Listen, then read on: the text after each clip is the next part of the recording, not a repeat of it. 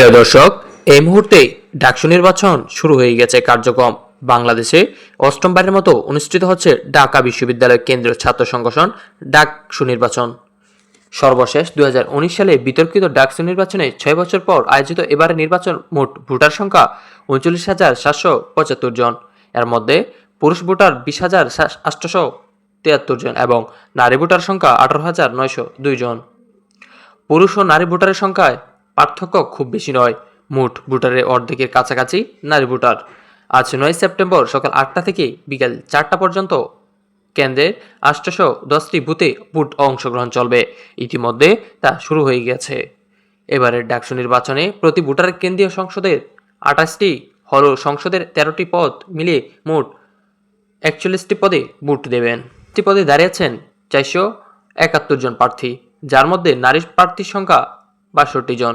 2019 সালের সাথে তুলনা করলে এই সংখ্যা দ্বিগুণেরও বেশি। এর মধ্যে সহসভাপতি বা বিপি পদে দাঁড়িয়েছেন 5 জন নারী প্রার্থী।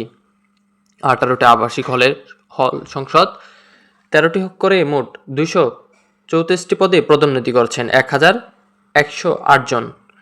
ডাকসু নির্বাচনে প্যানেলে ঘোষণা করছে 10টি সক্রিয় ছাত্র সংগঠন।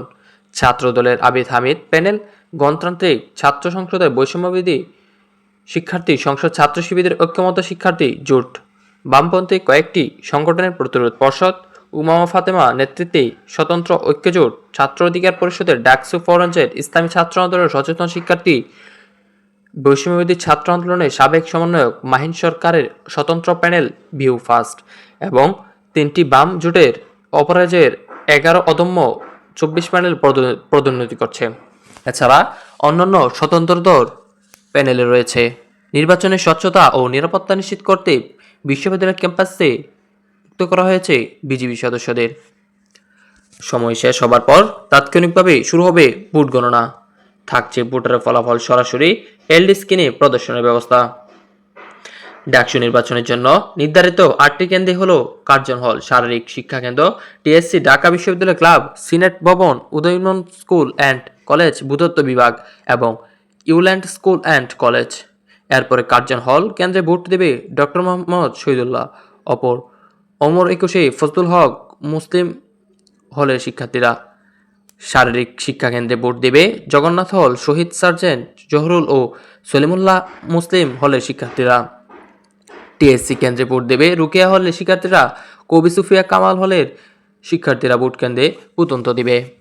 প্রিয় দর্শক, এই মুহূর্তে দেখতে পাচ্ছেন শিক্ষার্থীরা ভোট দেওয়া শুরু করে দিচ্ছে।